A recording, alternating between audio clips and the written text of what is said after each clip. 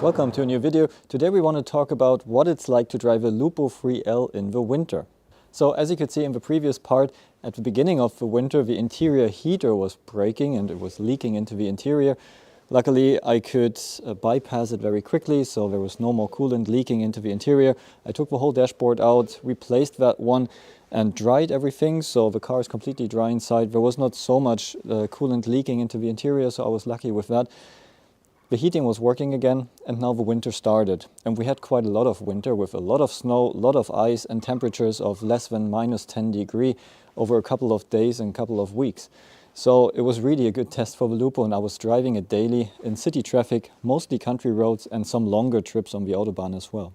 So first of all, the Lupo 3L is one of the most efficient cars in the world with a thermal efficiency of up to 45%.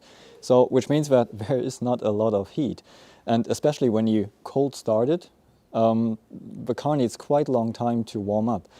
And there's not a lot of heat for the interior, and also warming up to 80 degree, 90 degree takes really long in this car.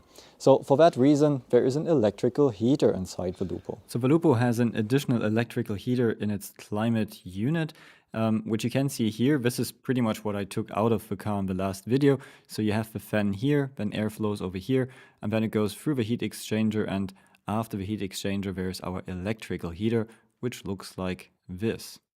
So there are a number of conditions for this electrical heater to be switched on. First of all, the temperature needs to be turned up to between 80 and 100% on this knob here, and then you enable this little micro switch. Then it goes to the ECU, and the ECU decides if it switches on this electrical heater. First of all, the intake temperature of the Lupo 3L needs to be less than 19 degrees. The coolant temperature should be less than 80 degrees, so the engine isn't warm yet. The battery voltage should be more than 11 volt, so battery needs to be healthy and generator should be working, and the generator shouldn't be stressed for more than 50%. And engine speed should be higher than 450 RPM, which means that it shouldn't start, it should just run normally.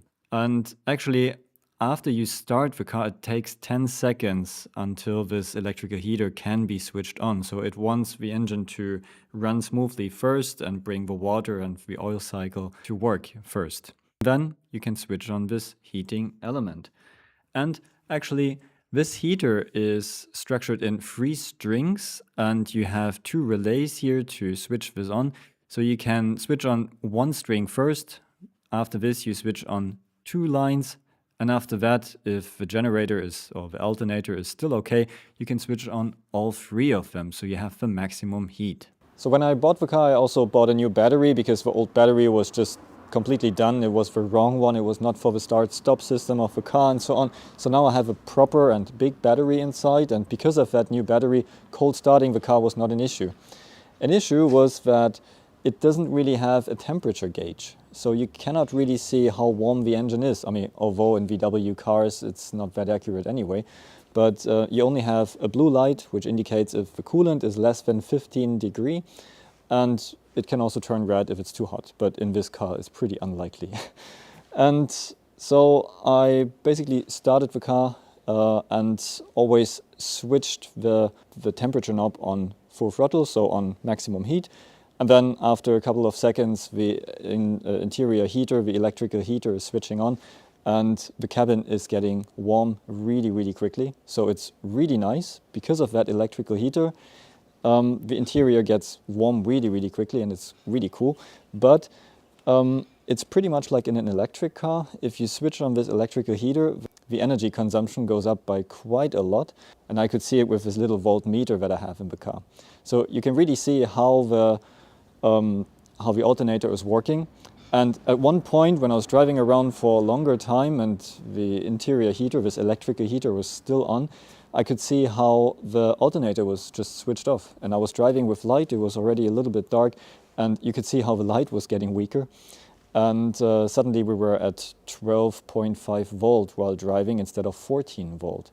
So I quickly switched the interior heater off, so by turning this temperature knob, and suddenly everything went back to normal, so it's 14 volts. So where I could see that the energy that it's pulling from the alternator is quite a lot. So the stress on the Lupo 3L on the alternator is quite a lot.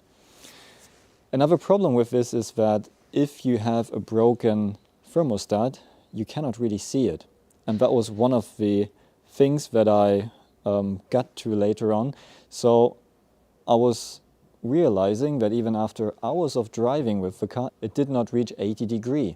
So I stopped, I disassembled the front grille, I was feeling on the radiator and I could feel that the radiator is completely warm, although the car was not reaching 80 degrees yet because the electrical heater was still engaged, which is only the case if the temperature did not reach 80 degrees yet. So I figured the thermostat is broken, so I changed the thermostat. So the thermostat in the Lupo 3L sits here. So pretty much here in this housing, and you can see 2 screws. The only problem with this is, and also 1.4 liter TDI drivers know that, the alternator is just in front of that lower screw, so you just can't reach it. So basically it's a super simple job. It takes less than half an hour usually. Open the 2 screws, change the thermostat and put it back in. But with that it took me 2 or 3 hours to get this lower screw out without damaging anything. So that's really unnecessary that it's positioned in such a bad way. And yeah, I was driving around with the laptop on the passenger seat, and I was checking the coolant temperature, so I could also see that it was only reaching 65 degrees at an ambient temperature of 0 degree when I was driving around, and couldn't get any higher. And after I changed the thermostat, I first boiled it in a cooker, and I was checking the temperature, and I could see that it's really opening at like 65 degrees. So the thermostat was taking the main radiator too early into the circuit. And now with the new thermostat that works, so it only opens at 87 degrees and we can reach the temperature quicker. In addition to that, I actually closed the lower air intake, as you can see here.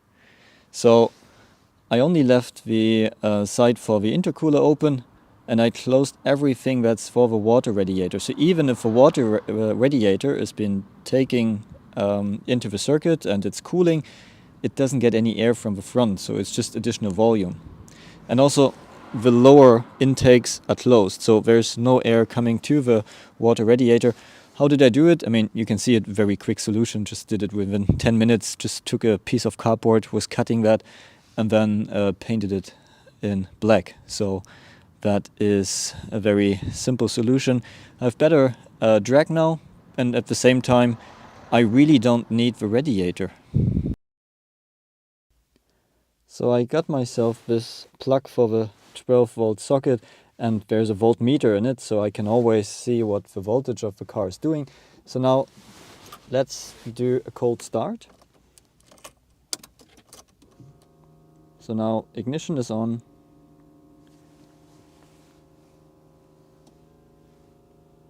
And I always let it run for a little bit. You can see there is a blue light on, which is indicating that the coolant temperature is less than 15 degrees.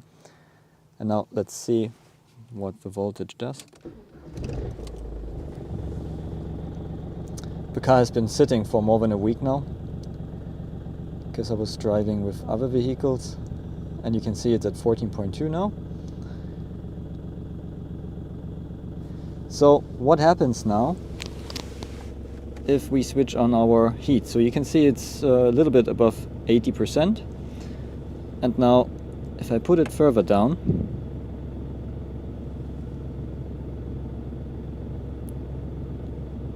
you can see that it's not starting the electrical heater right now. Now it does. You could hear this little click of the relay, and now you can see how the voltage was dropping. So I started VCDS now. The car has been running for a couple of minutes. You can see the coolant temperature here. You can see this is the fuel temperature, for example, and this is the stress of the alternator. So currently it's at 32 volt, and this is without the heater. So now I switch on the heater.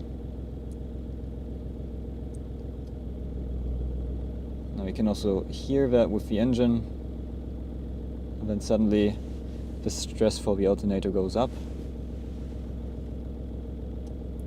And there was another click. So now we are running on full throttle.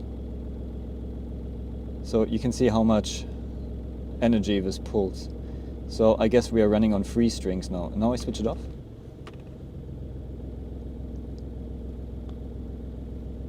And you can see how it's going back to 34, 33%.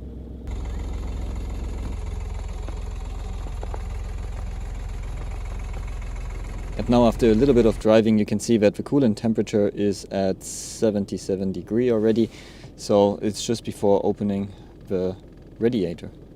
So the cool thing is, not just at minus 10 degrees, also now at like plus 5 degrees, plus 10 degrees, I'm driving around and I'm barely reaching the 80 degrees. So I'm never even needing the front water radiator.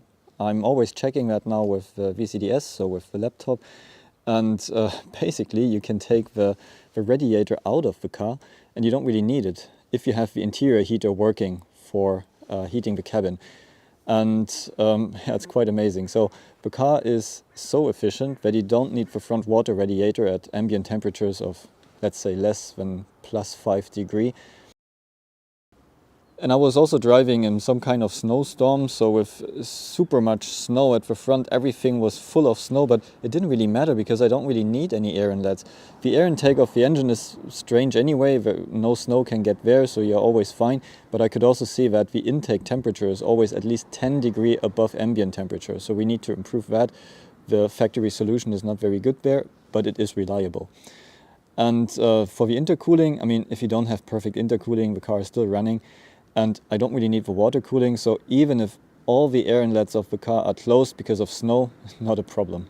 And other than that, it was really like a normal car. I mean, it is pretty much a normal car. You can just use it like a normal car. You can get through higher snow with it as well.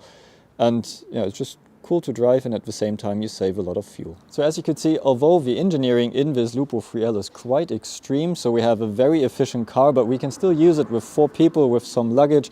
We can drive around with a consumption of 3.5 or 4 liters now in winter, but I have to say that also happened when I was driving around with a broken thermostat and when the car never really reached more than 60, 65 degrees, so the engine was never at its optimal temperature.